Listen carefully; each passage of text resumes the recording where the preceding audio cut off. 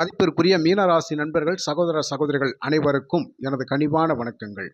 மீனராசி நண்பர்களுக்கு இந்த 2025 மார்ச் மாதம் 29ஆம் நாள் நிகழவிருக்கின்ற சனிப்பெயர்ச்சி பலன்கள் எப்படி இருக்கும் அப்படிங்கிறத பற்றியும், இதே வருஷத்தில் நிகழக்கூடிய ராகு கேதுக்கள் மற்றும் குரு பயிற்சி பலன்கள் எப்படி இருக்கும் அப்படிங்கிறத பற்றி ஒரு தெளிவான விளக்கத்தோட பொதுவான பலனாக இந்த பதிவில் நம்ம பார்க்கலாம்.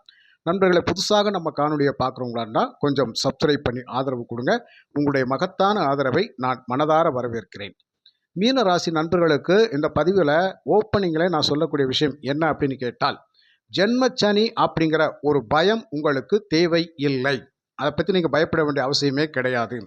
சனி பகவான் ராசியிலே வந்து இருக்கின்ற பொழுது நிறைய இடைஞ்சல்கள் பண்ணுவார். நம்மளுடைய செயல் திட்டங்களை வடிவமைக்க விட மாட்டார். நம்ம எடுத்த காரியங்களை சக்ஸஸ் பண்ண விட மாட்டார். அப்படிங்கிற மாதிரியான ஒரு நெகட்டிவான பலனை நமக்கு கொடுப்பார் அப்படிங்கன்னு சொல்லி நம்ம மனசளவில் நெகட்டிவாக சிந்திக்க வேண்டிய அவசியம் இல்லை அப்படிங்கிறத நான் தெளிவாக சொல்லிக்கிறேன். ஏன்னா சனி பகவானை மட்டும் வச்சு நம்ம பலன் பார்த்தோம் அப்படின்னு சொன்னால் உண்மையாகவே நிறைய விஷயங்கள் நெகட்டிவ் தான். ஆனால் உங்களுக்கு இந்த குரு பயிற்சியும் பார்க்கணும். ஏன்னா குரு பகவான் உங்கள் ராசியாதிபதி மற்றும் 10ஆம் அதிபதி. அவர் 4ஆம் இடத்துக்கு பயிற்சியாகி அமருகின்றார், சுகஸ்தானத்தில் இருப்பார். அப்போ சுகஸ்தானத்தில் இருக்கக்கூடிய குரு பகவான் அவர் பார்க்கக்கூடிய பார்வை 7ஆம் பார்வை அப்படிங்கிறது உங்கள் ராசிக்கு 10ஆம் இடம் ஜீவனஸ்தானத்தை பார்ப்பார். அப்போ ஜீவனஸ்தானம் வலுப்பெறுகின்றது. அதே மாதிரி உங்களுடைய ராசிக்கு குரு பகவான் பார்க்கக்கூடிய 5ஆம் பார்வை அப்படிங்கிறது 8ஆம் இடத்தில் விழுகின்றது. அப்போ 8ஆம் இடம் என்னைய ஆயுள் ஸ்தானம் மற்றும் அசையாத சொத்துக்கள், புகழ், அந்தஸ்து, கௌரவத்தை குறிக்கக்கூடிய முக்கியமான இடத்துல அவருடைய 5ஆம் பார்வையும் விழுகின்றது. அதே மாதிரி அவருடைய 9ஆம் பார்வை அப்படிங்கிறது உங்களுடைய ராசிக்கு 12ஆம் இடத்துல அயனசைன போகத்தில் விழுகின்றது. அப்போது இந்த இடத்துல சனி பகவான் ராசியில் இருந்து நல்லதொரு தொழில் வாய்ப்பை எல்லாம் கொடுப்பாரு, வேலை வாய்ப்பை கொடுப்பாரு, வருமானத்தை கொடுப்பாரு, சிறப்பான செயல்பாடெல்லாம் கொடுப்பாரு. இருந்தாலும் அந்தந்த விஷயங்களை கொஞ்சம் தடை தாமதத்தை பண்ணி கொடுப்பாரு அப்படிங்கிறதான் உண்மையான விஷயம். சனி பகவான் மந்த கிரகம். அவர் எதையுமே பாஸ்டாக செயல்பட விட மாட்டார் அப்படிங்கிறத நம்ம தெரிஞ்சுக்கலாம். அந்த மந்த கிரகம் அப்படிங்கிறது ஒரு இருள் கிரகம் அப்படிங்கிறது நம்ம ராசியில் இருக்கின்ற பொழுது நம்மளை பிரைட்டாக இருக்க விட மாட்டார், நம்மளை ஒரு சுதந்திரமாக இருக்க விட மாட்டார். நாம் போய் இருட்டுக்குள்ளே சிக்கிட்டோம் அப்படின்னு சொன்னால் நாம் எப்படி வெளிச்சத்துக்கு வர்றது அப்படிங்கிற அந்த தேடல், இருட்டுக்குள்ளேயே நம்ம அலமோதுவோம் இல்லையா? எப்படா லைட்டு வரும் வெளிச்சம் வரும் அப்படின்னு சொல்லி. அந்த மாதிரி இருள் கிரகம் நம்ம ராசியிலே இருக்கின்ற பொழுது இந்த வெளி தேடல்கள் அப்படிங்கிறது, வெளி உலகத்தை பார்க்கணும் அப்படிங்கிறது, வெளி உலக செயல்பாட்டில் நம்ம சிறப்பாக செயல்படணும் அப்படிங்கிறது எல்லாமே நம்ம எதிர்பார்த்துக்கிட்டு இருப்போம். அந்த எதிர்பார்ப்புகளுக்கு குறைவான பலனை கொடுக்கக்கூடிய அமைப்பில் சனி பகவான் ராசியிலே இருப்பார். அதே சமயத்தில் குரு பகவான் நம்மளை ரொம்ப வெளிச்சத்துக்கு கொண்டு வர மாதிரியான ஒரு சூழ்நிலையெல்லாம் ஏற்படுத்தி கொடுப்பார்.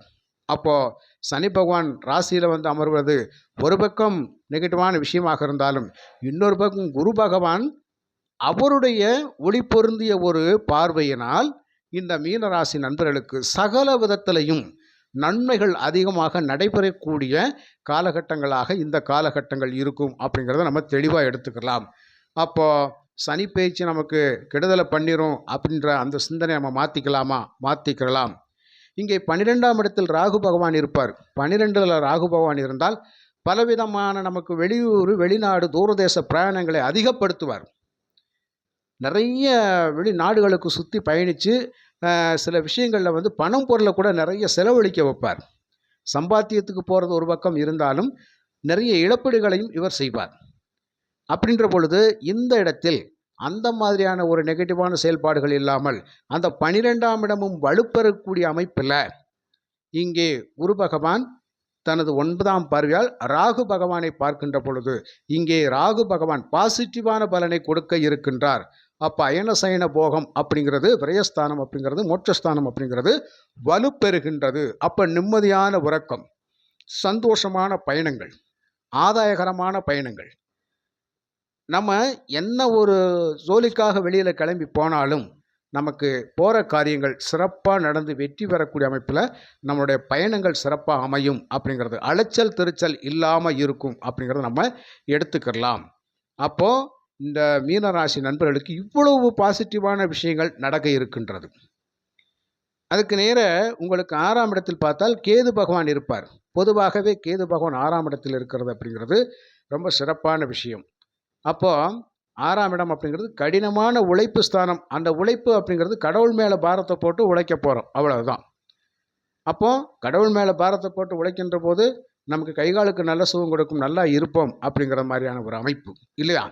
அப்போ கடின உழைப்புக்கு நிச்சயம் நல்ல பலன் இருக்கு அப்படிங்கிறதையும் நம்ம எடுத்துக்கலாம். பொதுவாகவே ராகு பகவான் அப்படிங்கிறது 12ஆம் இடத்தில் இருக்கின்ற பொழுது நிறைய விரயங்களை ஏற்படுத்துவார், பணப்பற்றாக்குறை ஏற்படுத்துவார் அப்படிங்கிறதையும், நம்ம வீட்டை விட்டோ ஊரை விட்டோ நம்மளை வெளியில் போய் இருக்க வைப்பார் அப்படிங்கிற மாதிரியான அமைப்புகள்லாம் இருக்கும். வம்பு வழக்கு வரும், அதன் வழியாக செலவுகள் ஏற்படும், அலைச்சல் தெளிச்சல் ஏற்படும் அப்படிங்கிறது ராகு 12ஆம் இடத்தில் இருக்கின்ற போது நடக்கக்கூடிய விஷயங்கள் தான். ஆனால் அதே ராகு பகவானை இங்கே குரு பகவான் பார்க்கின்ற பொழுது ராகு பகவான் சுபத்துவம் அடைகின்றார். அப்படின்னா என்னையா நடக்கும்? நிம்மதியான சந்தோஷமான வாழ்க்கையா, நிம்மதியாக சந்தோஷமான உறக்கம் ஐயா, நல்ல ஒரு நிம்மதியாக சந்தோஷமாக சாப்பிட்டு எத்தனை நாட்கள் ஆகுது ஐயா, ஒரு சாப்பாடு கூட என்னால் நிம்மதியாக சாப்பிட முடியல, அந்த அளவுக்கு எனக்கு மனபாரமாக இருக்குது, மன சஞ்சலங்களாக இருக்குது, ரொம்ப கஷ்டமாக இருக்குது அப்படின்னு சொல்லக்கூடியவங்களுக்கெல்லாம் ஒரு நல்ல நேரம் அப்படிங்கிறது தான். புரியுதுங்களா? சில பேருக்கு பார்த்தீங்கன்னா படுத்தா தூக்கமே வராது, கெட்ட கெட்ட கனவாக அடிச்சுக்கிட்டே இருக்கும். அந்த கெட்ட கனவுகள் அப்படிங்கிறது 12ல் ராகு இருந்தால் வரக்கூடியது. ராகு மன உளைச்சலை கொடுத்துக்கிட்டே இருப்பார்.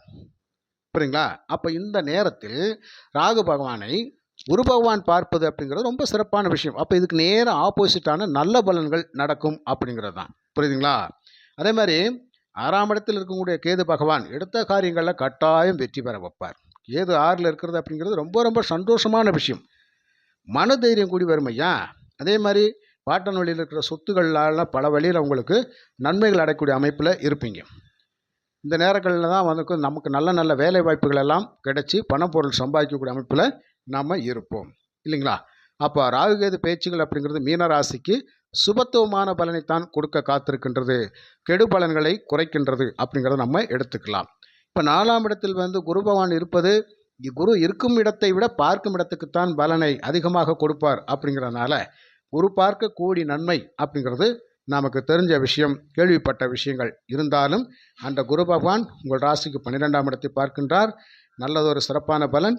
அதே மாதிரி ராசிக்கு அவர் 7ஆம் பார்வையாக 10ஆம் இடத்தை பார்ப்பது நல்லதொரு தொழில் வாய்ப்பு, வேலை வாய்ப்பு எல்லாம் கொடுத்து பணம் பொருள் சம்பாத்தியத்தை சிறப்பாக செயல்பட வைப்பார்.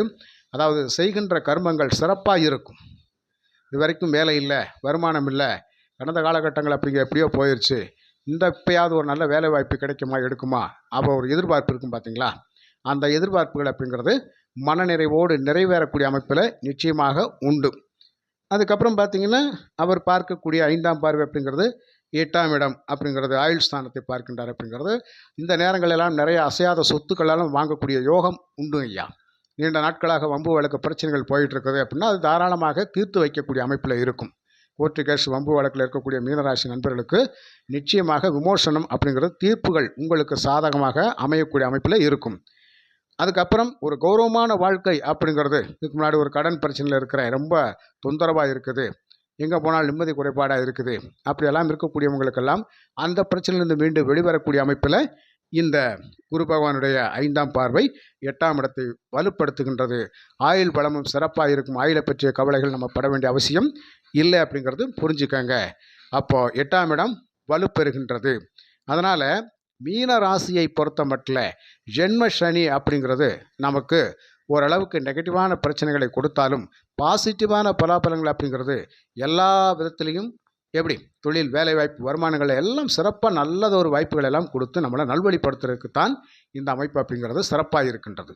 அதனால் சாதாரணமாக இருக்கிற கூலி வேலை செய்கிற ஆளுக்கு கூட ஒரு வேலையை நிம்மதியாக செஞ்சு காசு வாங்கினேன், அந்த காசை கொண்டு நிம்மதியாக செலவழித்தேன், அதாவது தேவைக்கு போக ஒரு 10 ரூபாயாவது நான் சேவிங்கில் வச்சுருக்கிறேன் அப்படிங்கிற மாதிரியான ஒரு அமைப்பெல்லாம் கொடுத்து விடுவார். அதனால் சனி பகவான் ராசியில் இருக்கிறது அப்படிங்கிறது ஒரு விதத்தில் நமக்கு இடைஞ்சலாக இருந்தாலும், இருள் சூழ்ந்து இருந்தாலும், மற்ற கிரகங்களெல்லாம் நமக்கு நல்ல புண்ணிய பலனை கொடுக்கக்கூடிய அமைப்பில் இருக்குது அப்படிங்கிறத புரிஞ்சுக்கலாம். இது மட்டும் அல்லாமல் உங்களுக்கு இந்த மாதாந்திர கிரக பயிற்சிகள் எல்லாம் இருக்கும் இல்லையா? அந்த புதன், சுக்கிரன், அதே மாதிரி சூரியன், செவ்வாய், இந்த கிரகங்கள் எல்லாம் அதாவது கோச்சாரத்தில் என்ன பலனை கொடுக்குமோ அதற்கான பலனை மாதம் கொடுத்துக்கிட்டு இருக்கும். அதனால் ஜாதகத்தில் சுய ஜாதகத்தில் நமக்கு வந்து நடக்கிற தசை தசாபுத்திகள் சப்போர்ட் பண்ணாத பட்சத்தில் கோச்சார பலன் நமக்கு கிடைக்கிறது ரொம்ப கஷ்டமாக இருக்கும். நல்ல விஷயம் நடக்கிறது கஷ்டமாக இருக்கும். அதனால் வந்து சுய ஜாதகத்தையும் கொஞ்சம் தெளிவாக ஆய்வு பண்ணிக்கிட்டீங்க அப்படின்னு சொன்னால் இந்த சனி பயிற்சினால் நமக்கு ஏதாவது இடைஞ்சல் வருமா, இல்லை ராகுகேது பயிற்சிகளால் நமக்கு ஏதாவது இடைஞ்சல் வருமா, குரு பயிற்சினால் நமக்கு ஏதாவது பலன் கிடைக்குமா அப்படிங்கிறதெல்லாம் நீங்கள் பார்த்து தெரிஞ்சுக்கலாம். மற்றபடி கோச்சார கிரகத்தினுடைய பலன்கள் அப்படிங்கிறது மீன ராசிக்கு கிட்டத்தட்ட 60% நல்ல பலனை கொடுக்கறதுக்காகத்தான் இருக்குதே தவிர கெடு பலன்கள் குறைவு நண்பர்களே. புரியுதுங்களா நண்பர்களே? இந்த பதிவு உங்களுக்கு பிடிச்சிருந்தால் லைக் பண்ணுங்கள், ஷேர் பண்ணுங்கள், கமெண்ட் பண்ணுங்கள். மற்றும் ஒரு நல்ல பதிவில் நான் உங்களை சந்திக்கின்றேன். நன்றி, வணக்கம்.